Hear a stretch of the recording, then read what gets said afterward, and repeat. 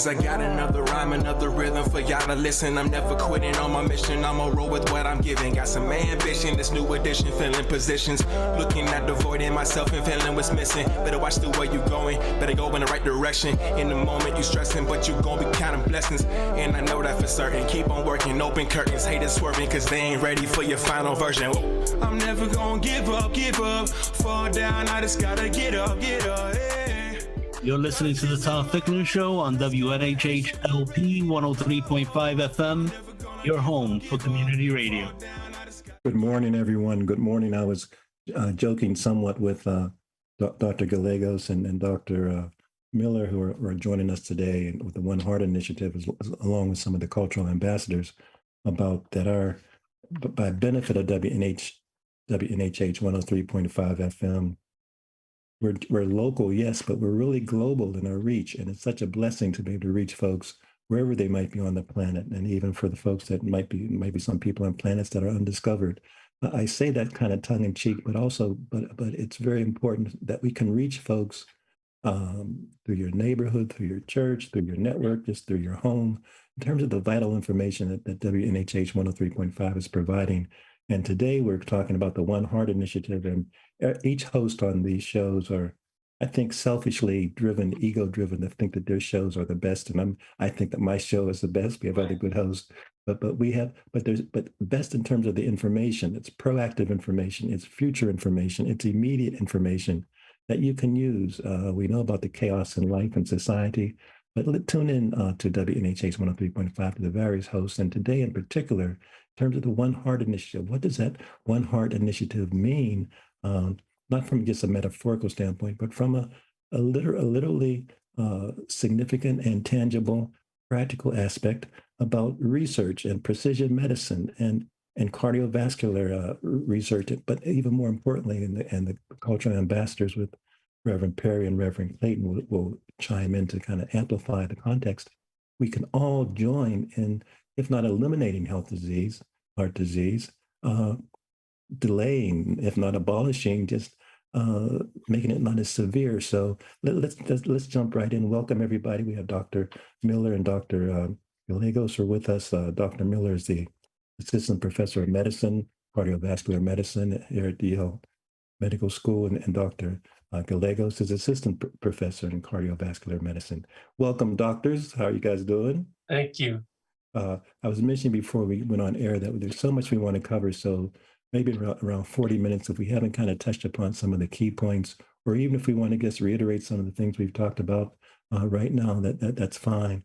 But let's just kind of jump off in general in terms of, if you could tell us a little bit about heart disease in general, and how does it impact the minority communities and minority populations?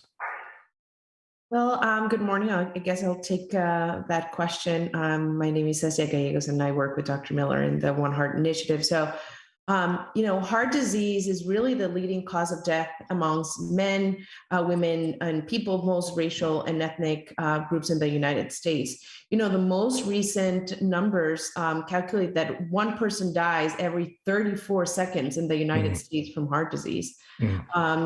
And, specifically for our minority populations, the prevalence of high blood pressure, which is a risk factor in cardiovascular disease itself, is the highest in the world. Just in 2018, African Americans were 30% more likely to die from heart disease than non-Hispanic whites. And even though African American adults are 40%, almost half more likely to have high blood pressure than other patients, they are less likely to have their blood pressure under control. So all those, numbers that I'm throwing there is why we care and why, we think it's very important to these topics, to give the knowledge of these topics to our population. Absolutely. Dr. Miller, would you like anything to add? And again, you'll have ample time to have your mic for the next 45 minutes. Sure. Thank you. Again, nice to be with you here today. So when we talk about heart disease, we should recognize that there's really two major types of heart disease that we deal with. There's what we consider to be, coronary artery disease, where the heart arteries get blocked with cholesterol and they get narrowed, and that causes heart attacks and and chest pain. And then there's also heart failure, where the heart muscle starts to weaken and people get short of breath and get swelling, etc. And those are related, but they can be distinct processes. And so one of the things that we're talking about is what's heart disease like in minority populations? Are there different ways that we can different types of heart disease that are more common in different populations of people, and evaluate people in different methodologies based on the likelihood of having one of those types of heart disease. Indeed, such an important topic. And just let me just dive right in terms of, people always ask, well, are you just being a philosopher or just giving an academic presentation or just submitting a paper? But does Yale New Haven have any programs that are really helping to Sure. hear this term, coordinate care and treatment for patients with heart disease? But tell us a little bit about the programs. And I like to say the abolitionist strategies, quite frankly, that you're undertaking. Well, we could always do more. Let's start out by saying that. And the hardest job that we have is to take the things that are published, the research that is designed, and translate that into making an impact on an individual patient, right? But let's start with what is the One Heart Initiative, right? We've thrown around that term. And so the One Heart Initiative is Yale's commitment, the School of Medicine's commitment to providing infrastructure and support for community partnered research about heart disease. And, we've been blessed to been working with the cultural ambassadors, Reverend Perry and Reverend Clayton, for the past several years to help try to figure out what we do well, try to figure out what the needs of the community are and how we can impact the community in terms of heart disease. But on some specific things that I think Yale does do well and has programs to help people with heart disease. We have programs such as what's called the transitional care clinics, which are clinics at the Sherman Avenue site, the 800 Howard Avenue site, the North Haven Divine Street clinics, where patients are followed very regularly and closely to make sure that we just didn't give you a diagnosis and set you free, but we said, okay, well, let's optimize all aspects of your cardiac care. Let's get you on the right medications at the right doses over time. Yale has problems. Yale has problems, but Yale has programs with our pharmacy, for example, and the Yale Apothecary to help figure out what medications are there copay issues. Is there home delivery that we can allow for that allows for the delivery of medication? And our pharmacists have worked with our preventive cardiology group to design treatment strategies where a pharmacist can, you don't have to see a doctor every single time. You can come to a pharmacist and they can say, well, your blood pressure is still high. We should increase that dose, that medication. And then then the other thing that I think Yale Cardiology is doing well right now is an emphasis on prevention. So we've hired several faculty members and devoted resources like nurse coordinators to help get patients in before they have heart disease, to help prevent heart disease from getting worse.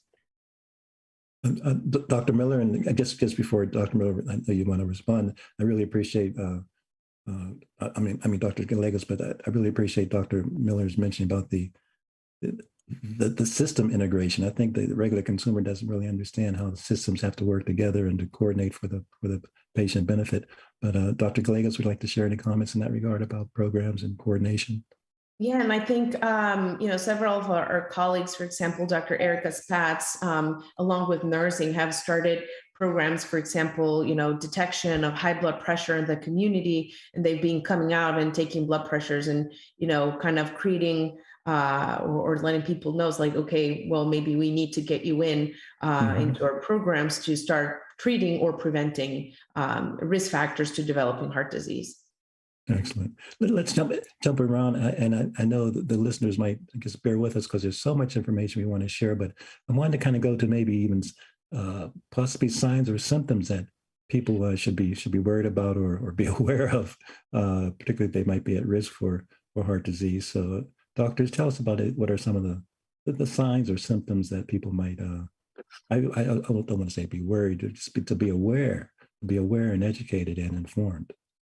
Yeah, I think kind of taking a step back from just like signs or symptoms is just the knowledge of what risk factors actually we have, before we develop those signs or symptoms. So, we've been talking about high blood pressure is a big one, high weights. Sedentarism and diabetes are things that, if we have those risk factors already, probably we need, more frequent checkups, making sure that all our numbers, are good. But once we start developing symptoms, what things should I be worried about? Like Dr. Miller said about, how we think about heart disease, if we're thinking about, okay, is this something related to heart blockages? So, chest pain, for example, or being short of breath, going up a flight of stairs when before I could run up the flight of stairs, it's not something normal, right? Other things like, headaches and blurred vision when we're thinking about stroke, swelling of my legs. Why are my legs just suddenly getting swollen? Those are more risk or symptoms of heart failure, feeling like I'm urinating less, perhaps, and obviously uncontrolled blood pressure. All of those could be symptoms of heart disease, of either blockages, stroke, or uncontrolled high blood pressure and heart failure. Dr. Miller, did she say it all? I think she got it all right. All right. That's good. That's good.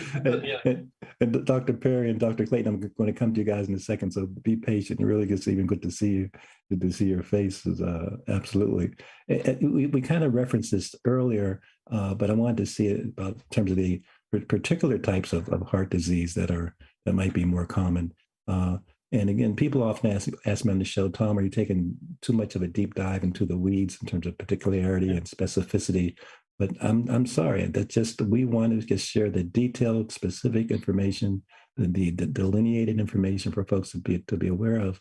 Not that everybody, we're trying to convince people to go to medical school, but just to be an informed consumer. So I just wondered, doctors, if there are any particular types of heart disease that are more common in the African American population that our listeners and viewers should know about. Yeah. So I think by far the most common type of heart disease that is prevalent in African Americans is hypertensive, what we call hypertensive heart disease. So high blood pressure, silent killer. People don't know they have it. Can't feel high blood pressure most of the time, and so people develop high blood pressure and can develop high blood pressure even in their 30s and sometimes even in their 20s.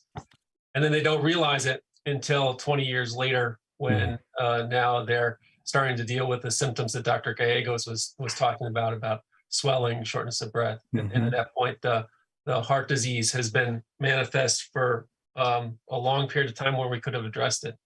So by far, the treatment and realization of high blood pressure is critically important. Coronary artery disease, heart artery blockages, common in African Americans, but mostly in African Americans that tend to smoke as well as a potent risk factor. Those are the types of really the types of heart disease that are the most prevalent in the African American population.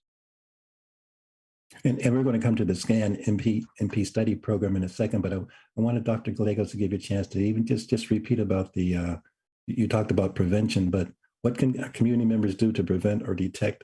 I guess this is something that I feel like if not a broken record or a broken CD or a broken download, but what can we do to early prevention, just proactive activity? Just repeat some of those good words you just mentioned earlier. Yeah, Mr. Ficklin. So, establishing primary care with a clinician is probably the first step, because that way they can get screened for things like high blood pressure. They can, talk about their weight, if is there the presence of diabetes, if they're smoking, what strategies do they have for smoking prevention? And then, once we start tackling those risk factors and we're able to prevent, and obviously if we find, by talking to their clinician, they might find symptoms that they thought they were normal. And there's like, oh no, well, I'm always tired because I'm just always tired. And then you realize, well, no, you're always tired because you have heart failure, because your blood pressure has been uncontrolled for years. So, just having someone to talk to that can be thoughtful and comprehensive about, all these risk factors is definitely the first step. I always tell my patients, not considering yourself super healthy is probably the first step, because then you say, okay, well, this is the time I need to have someone that can help me take charge of my health and work as a team to be able to deal with these risk factors. Great. Please, Dr. Miller. Yeah. I wanted to add like a really interesting story that came up a couple of weeks ago. I was in a hospital, and we saw this gentleman who was about his late 40s, and he came in with first episode of what we call heart failure, so swelling in his ankles. And what's great now about some aspects of our healthcare system, right, is that we have all this information that goes back now electronically, back to the early 2000s, so nearly 20 years worth of information. And you could see in that gentleman's records blood pressure values, that have been consistently high for 20 years. And you can see in those records EKGs, cardiograms that showed the progression of his heart disease, subtle changes with it was like he got an EKG every couple of years, and you saw things just evolving. And it was a sad demonstration, right, of missed opportunities over the course of 20 years, where as a institution, as a healthcare providers, we didn't obviously figure out ways to impact that gentleman's life, right? And those are what drives us, those kind of opportunities to impact people early on, to get buy-in early on, and hopefully identify problems that can be solved before they become manifest as really detrimental to patients. And that's a perfect segue in terms of the research project that both of you and your colleagues are involved with.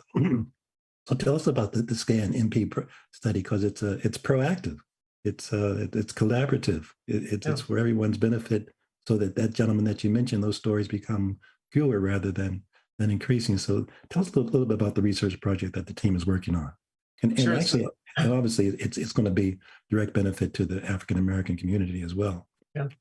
So SCAN-MP stands for Scanning with Nuclear Imaging in Minority Populations Study. It's one of the central pillars of the One Heart Initiative, and it's funded by the National Institutes of Health. It's a 3-site, so it's a multi-center study: Columbia University, Harlem Hospital in New York, here at Yale, and at Boston Medical Center at Boston University in Boston. And the one other aspect is we're talking about heart disease in Black patients. There's a specific type of heart failure that's more common in people of Black or Hispanic heritage, called amyloidosis. And amyloidosis is a process where the heart muscle gets thick for a very specific, unique reason, and that thickened heart muscle causes the heart not to work as well. So we can identify and diagnose amyloidosis through some scans of the heart, and we can identify people who have a genetic risk factor for having amyloidosis through some straightforward testing as well. And the point of this particular study is to identify patients who have heart disease because of this amyloidosis, as well as to identify patients who have heart failure who don't have amyloidosis, and provide more specific individualized treatment in the long term for those patients. That's the general sense. That's a general idea of what the SCAN-MP study is looking to do. And Reverend Perry and Reverend Clayton, just before I come to you, I just wondered, Dr. Miller, is this study being done, because you mentioned some of the domestic hospitals, is it being done internationally also? Because my mind goes to the, Black people throughout the planet, and Hispanic people. So I just wonder whether your reach and scope is international as well. It's just national right now. As Reverend Perry was on a conference we had last Tuesday, we have some really interesting collaborators and some opportunities to take these types of studies internationally. Good. But right now we feel like there's so much work to do here at home, that it's beginning with studies here in the U.S. Sure, clean up your house first, right? The word you referenced the word genetics and nuclear imaging, MRI, and those terms, unfortunately or fortunately, still remain controversial, or people just aren't really informed. But what will we learn, do you think, from both doctors? What will we learn from nuclear imaging and genetics, do you think, with regards to this study? Yeah, I think one of the best and most interesting conversations that we've had with the cultural ambassadors has been to understand the perspective of genetic testing in the Black community, and to go a little bit deeper into the weeds a little bit here, and humor me as I take you through this. So Please. So within genetics, right, within populations of people who share a common ancestry, you can have genes that are passed down from generation to generation. And if those populations tend to be fairly stable and, in terms of their makeup, then that gene can, travel through the course of generations. The particular gene that has been identified as being a problem for this type of heart disease that we're interested in, called amyloidosis, turns out it comes out of what we call a founder mutation or initial genetic problem in people from West Africa. And so you have this gene that's come from people, or it's in people who from West Africa through in their heritage. And so now it's present in about 3 to 4% of all Black patients in the United States. Mm-hmm. It's one of the risk factors for this type of heart disease, and that's why we're interested in helping to identify that gene, because it tells us who might be at a higher risk of developing heart disease as they get older. Indeed. And just before I go to the ambassadors, I just wonder, Dr. Gallegos, would you have anything to share in that regard as well? No, I think you mentioned about what will nuclear imaging, what we will learn in addition to genetics. The nuclear imaging, by doing this scan, like Dr. Miller had mentioned, will really help us, rule in or rule out whether someone has this condition or not. Mm-hmm. And then, I will also help us then focus on, okay, what's causing the heart failure on someone. So, if someone has it, then we have a treatment specific for that. And if they don't, then we can focus our efforts in treating and finding out what the cause of may be. Yes. Reverend Perry and Reverend Clayton, good morning, gentlemen. It's good to see you again. Morning. Let me kind of weave you guys in. It's around 11:27, and we'll go to 11:55. So again, we want to be sure we include all of the kind of our thoughts that we had that we composed prior to the show. But I guess, what are your thoughts, Reverend Clayton and Reverend Perry, on how do you think African Americans will feel about when they hear this word genetic testing, particularly in some people might know about the Henrietta Lacks and the cell situation and other medical history events that have been somewhat controversial, but particularly in terms of genetic testing, I just wondered your thoughts, what thoughts you might have about how African Americans might feel about genetic testing in terms of the historical past and hopefully a more positive future. Reverend Perry? Reverend Clayton? The Lord, we can call on, we could bring in You can always call on the Lord. We can always call on indeed. And Mr. You go ahead and I'll follow you on this. Okay, so here is one of our concerns with genetic testing at Yale, in particular, since we are in this community. it does have something to do with our understanding of what happens to the genetic testing that takes place with individuals.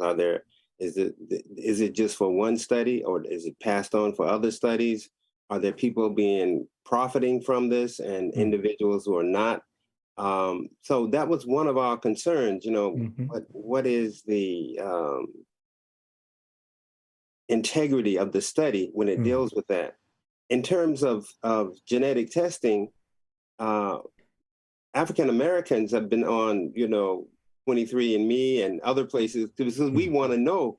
We really, really want to know about, this, whether genes have been passed down that may determine health for other members of our family. We want to know more about our culture and our history. And yet we don't really, it's ours. So even in 23andMe, we can opt out to say, we don't want you to pass this on. So that's an important facet for us. And the other thing that I think is significant here is that, to do the kind of testing that that they're doing at Yale in terms of genetic testing and the nuclear imaging, the average Black person could not afford that. And so for, that is a travesty of our medical institutions, because the people who need it most are the people who can't afford it. So when with regards to the One Heart study, we are really interested in pursuing this, and this is one of the reasons we wanted to show on your program, Tom, so that we can get more people with the knowledge of the possibility that there may be this gene, that they may be able to help, but that it's so significant and so important when you look at the number of mortality rates with regards to African Americans and cardiac failure or heart failure. And so, it's just, I'm just glad that we're on the show, that we can talk about it. We could probably talk about it all day. We all know someone in our families who died of heart disease. We don't know the deep-rooted understanding of why they died and what about prevention. But at least we're open the door now with programs like this to help us to understand better. And, here's the other thing I think is interesting is that when you talk about having a primary care physician who can give you information with regards to what your basic health needs, the average, I would think that the average young person or the average African American who does not have that kind of health insurance with his job, they only go when they get sick. They go to the emergency room when they get sick. The doctor doesn't give them this history. The doctor only treats them for what they go there for, because there are other people waiting. So it's a vicious cycle that we have to work through. And so I am glad for this opportunity and the cultural ambassadors to work with the One Heart Initiative, because I think it's going to make a difference in terms of mortality rates among minority populations, and particularly those who are marginalized. Excellent. Reverend Clayton? Thank you, Tom. Wow. First of all, I thank Dr. Perry for those comments. I want to go in a different direction this morning. Sure. The history with African Americans in terms of genetics and the Henrietta Lacks story, it has a dark past.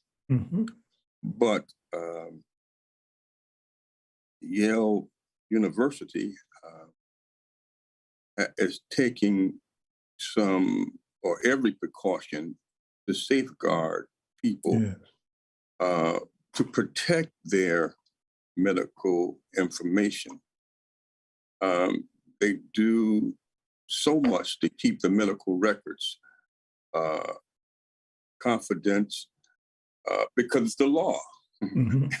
and when possible, whenever possible, researchers try to connect the information, keep the information from their medical records. They keep their information from their caregivers, so that it's a private matter. It's not like it was years ago. So in the midst of the past, we have a great light before us. Yes. And it's needed.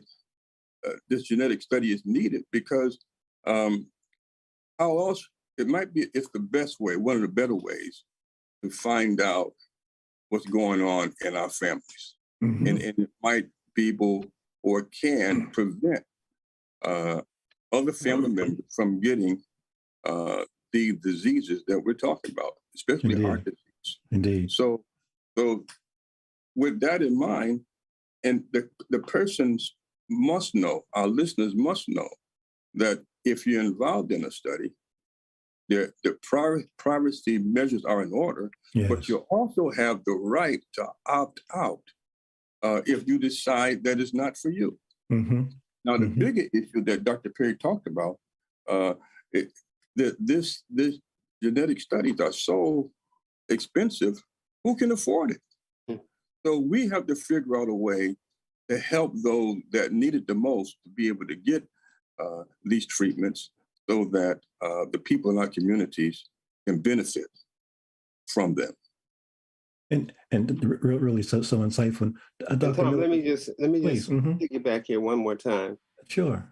I think Dr. Reverend Clayton has hit it on the head on a number of things in terms of, like, after Henrietta Lacks and after the Tuskegee study, there are protocols in place. Mm-hmm. But again, we still have to be vigilant, Yeah. because you can sign up for a study and not really read the consent form where it says that your information will be used in other studies. And so I think that one of the things that the cultural ambassadors do is that when we do have people that we know in these studies, we go over this with them so that they can understand it and they can raise the questions. And that's an important part. Some of these consent forms are so convoluted and broad-based and so many pages in it that, people skip over and just go right to the bottom and sign and say, I'm in the study, I'm going to get this for free. No, we have to be vigilant, because even at Yale, there are some genetic studies that are going on that do pass on your information, and people are not necessarily aware of it. In fact, we turned down being a part of one of those studies, and I'm not going to mention the study, but we did. And so that's just the facts. And Dr. Miller and Dr. Gallegos, I'm sure you appreciate the candor and the transparency of our two reverends. And in that regard, I want to mention at the end of the show as well. If folks are listening and they want to participate or more information or how to get involved with the research study, give us the commercial break, if you will, and we'll repeat it also at the end of the show about how folks can get involved or find out more information, because it's just so critical moving forward. Given the challenges, but also given the potential for I'll say the potential for healing. Yeah, one of the so this has been such a really great learning experience for me and for our entire team as we've come up with the aims for the One Heart Initiative together. I want to just touch base on exactly, if people are interested in, and we've talked about this particular study for a little bit. The people that are eligible for this study are either people of Black or Hispanic heritage over the age of 60 who have heart failure.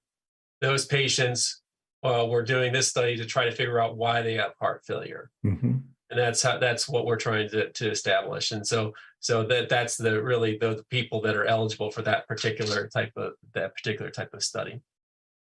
And as we delve into that study, I'm sorry, the thing that struck me the most is we talked about hypertension and high blood pressure and people having heart failure because of high blood pressure. And actually, some of the times, we do this, I think, as physicians, we unfortunately, we can blame our patients and, well, why didn't so-and-so get their meds, or why didn't they were non-compliant, right? And what we're finding out is that this disease that we're studying looks just like high blood pressure.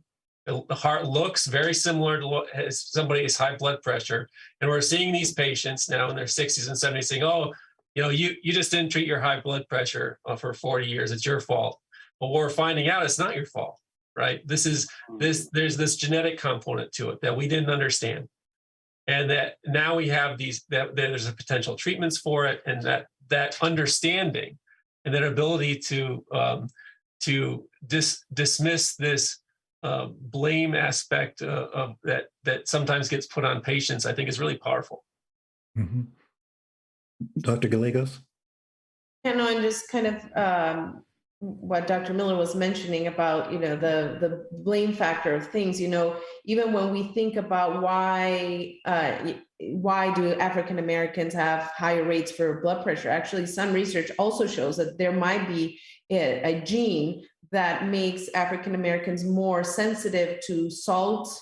And then, that causes blood pressure, more sensitive to the effects of alcohol as well. And those are things that, of course you can prevent or treat, but, it's not a person's fault, necessarily. Obviously, there's other risk factors like diet and weight and exercise, but there might be also a genetic component to that.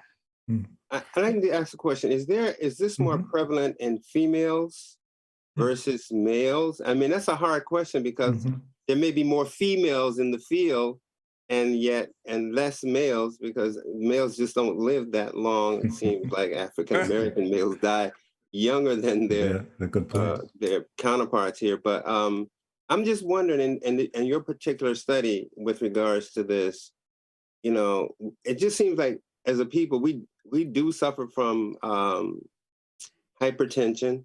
We do eat the wrong salts. We eat the pork. We eat the ribs. We eat the salt. So, I mean, but in your study, do you find that women are more,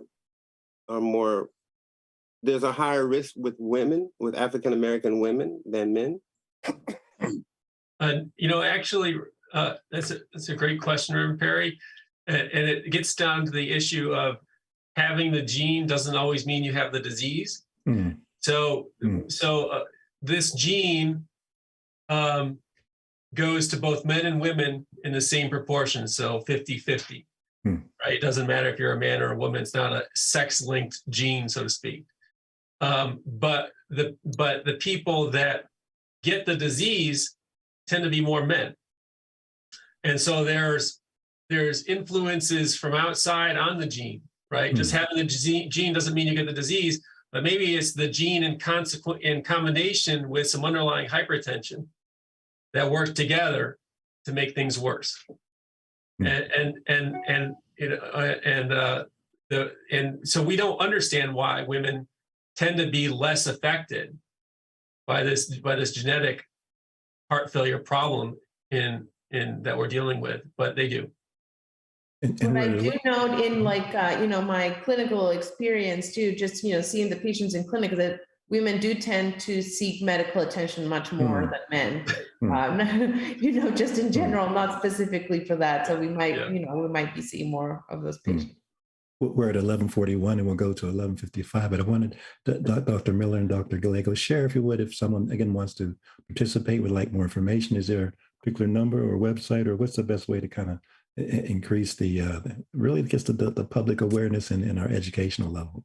Right. So we do have a flyer that I'm happy to pass along, and the phone number. Give me a second. Look at my files here, and I will get it. I will get it to you right away. Great. And as we're breaking, everyone, as we kind of conclude for the next 14 or so minutes, any thoughts that are on your mind? Because this is such a rich discussion about how we don't want to replicate the past, could make the future a brighter one.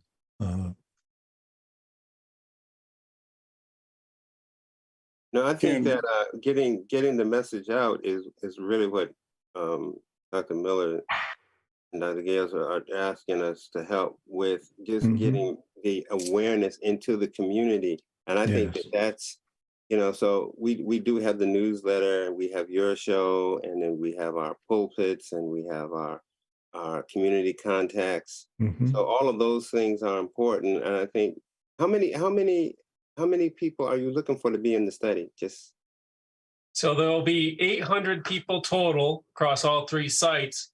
We're looking to recruit 100 patients or more, as many as we can recruit over the next 2 years. So that's that's 100 Black or Hispanic patients with heart failure in the New Haven community that we're looking to enroll. Those patients will get a standardized and protocolized evaluation for why they could have heart failure. They'll get at least 2 visits with us. They'll get, free testing as well as reimbursement for their time. What is And that Dr. reimbursement, Dr. Miller? I knew you were going to ask me that. It's a free breakfast with you. $250. $250. And do you have the number there or the best Yes, way the to number take it? that they can call is 203-785-7191. It's 785-7191. And they can ask, say, I'm interested in the SCAN MP study with Dr. Miller or Dr. Gallegos.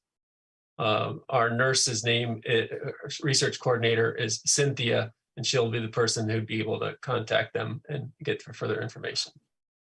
And absolutely, please share the flyer, and we'll be sure to disseminate Sure. that as well.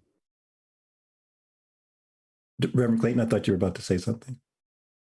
Doctor, can you just go a little bit further on what's involved in the study for the patients and how long exactly the time frame? Mm-hmm.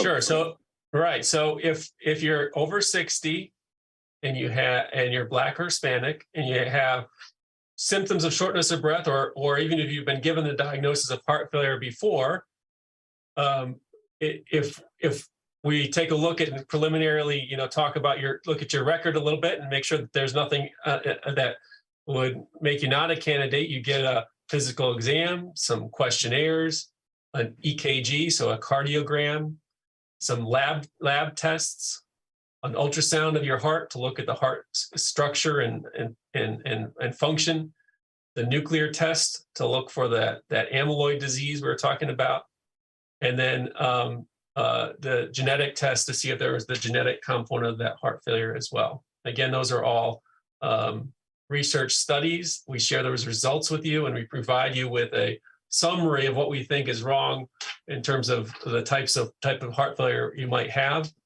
And as well, there is that compensation aspect of a $250 gift card. So how many visits will this take? 2 to 3 visits, depending on, whether or not somebody comes in directly for the pre-visit or not. One of those visits involves the testing, and one of those visits involves the going over the results of the testing. That's so helpful, because folks just want to know in my life, you always encounter folks that say, oh, I'll volunteer for this or volunteer for that, and then they find out that there's some steps involved that they weren't aware of. So I really appreciate your question, Reverend Clayton. Again, we have 10 minutes. What comes to people's minds as we've discussed things for the last 40 minutes? I mean, you talk about the impact of the past, moving here with the future. I really appreciate the importance of this research study, but I just wonder whether there are any top of the mind thoughts that are on folks' minds as we kind of conclude for the next 10 minutes. Well, I would like to know about the so if one of the persons in the study fit the profile for the study, are there medications that you would they would be prescribed for them? Yeah, there are. So depending on, so we've talked about this, the Reverend Perry and Reverend Clayton and Dr. Gallegos and myself have talked a lot about the idea of when we figure out what type of heart disease a patient might have, that's not enough, right? We have to provide access to treatment, right? Mm-hmm. This particular study is not a treatment trial, meaning we're not testing treatment A versus treatment B, right? We're not giving somebody free medication. But what we are doing is providing knowledge about the type of heart disease one might have, as well as then access points. And we all know that, as good as our health system can be, it fails miserably at times in providing people with access. I know we've all tried to, schedule something, right? And seeing how going through the phone trees and getting the right person and getting an appointment can be really challenging, right? So So providing that access point, the integration into the cardiovascular disease health system, I think is a big benefit. And then the targeted therapies are commercially available. So there are targeted therapies for hypertension, for example. There's targeted therapies for heart failure in general. And then in this particular disease that we're looking for, amyloid, there are specific therapies that are covered by insurance, or and there are also non-insurance based programs to help people get access to these medications. But would they be referred to a cardiologist, or would your team be Yes. doing the study? Your team would be the ones who would oversee You're looking at the cardiologist. Dr. Gallegos and myself will see all those patients ourselves and provide that type of infrastructure. And then obviously, we have numerous colleagues here at Yale that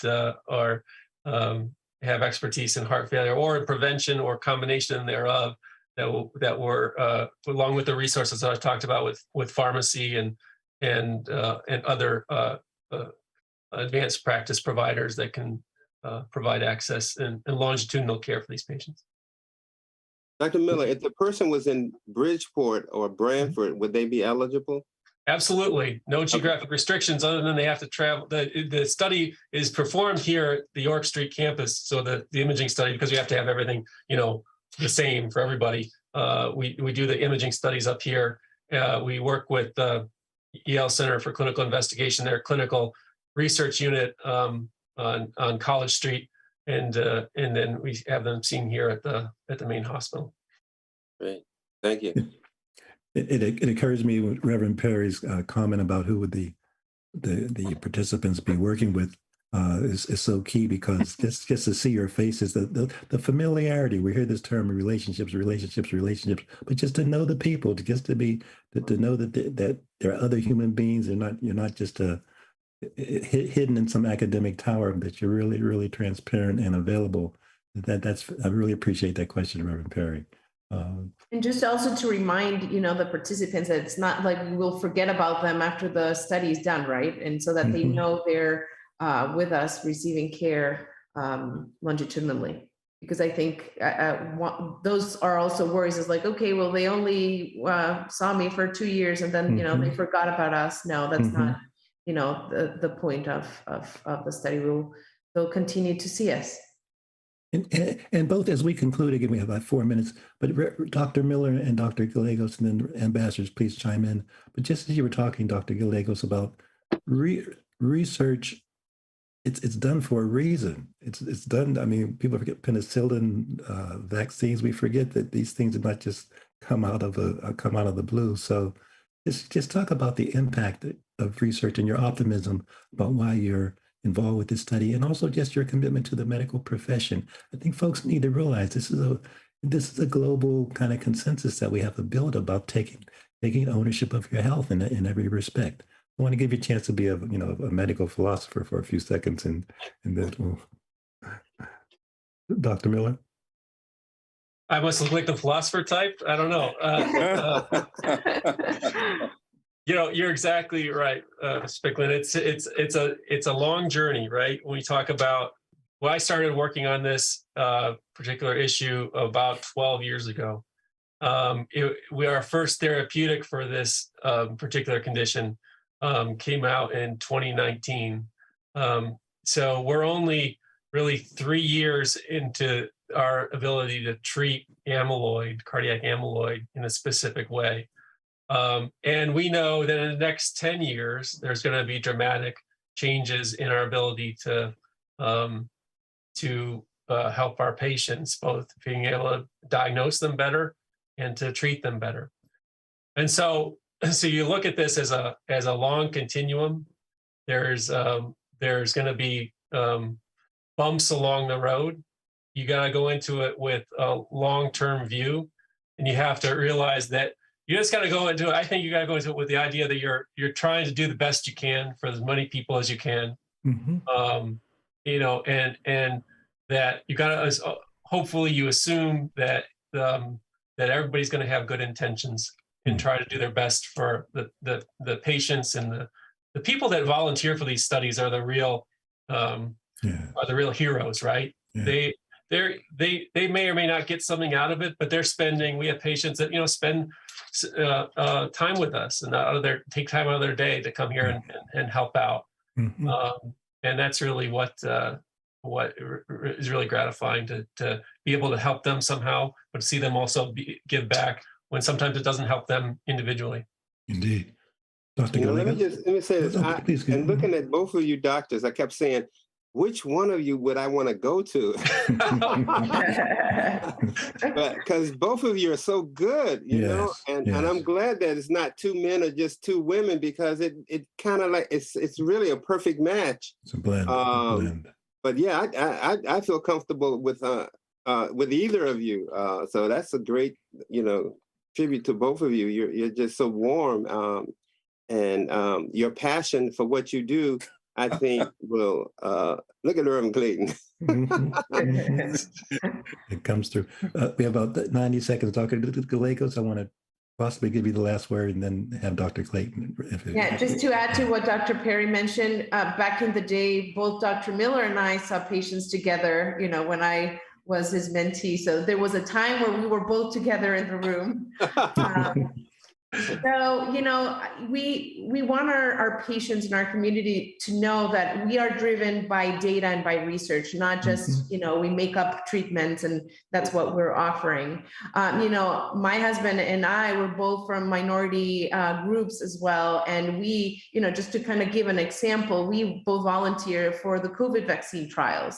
After reviewing the data that was available, we thought that it was robust and it was safe. And then we had the opportunity to participate in that, that obviously has had a huge worldwide impact. And so, that's our commitment to respecting your data, respecting, your information, and also, finding a treatment and making sure that our communities are healthy. At Yale, we're in our group, we're committed to thoughtful consideration of all the historical and sociocultural and individual factors, that affect a patient's health. And we want the patients to know that, we don't see you just as a research subject, but rather as a whole. Indeed. We have about 30 seconds. Dr. Miller, give us the number again, if you would. 203-785-7191, scan MP, Black or Hispanic patients over the age of 60 with heart failure. Perfect. And Harry will play the music, so we'll be kicking us off. But Reverend Clayton, do you want to any final comment? With all the data that we have, we still need what I call triple E, and that E doesn't stand for Elvin. It's education, education, education to get this message out.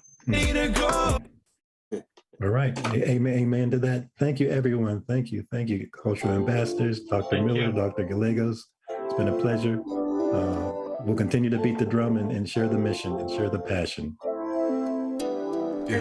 As I got another rhyme, another rhythm for y'all to listen. I'm never quitting on my mission. I'ma roll with what I'm giving. Got some ambition, this new edition, filling positions. Looking at the void in myself and feeling what's missing. Better watch the way you going, better go in the right direction. In the moment you stressing, but you gon' be counting blessings. And I know that for certain. Keep on working, open curtains, haters swerving, cause they ain't ready for your final version. I'm never gonna give up. Fall down, I just gotta get up, yeah. Cause this is my road, less camera action.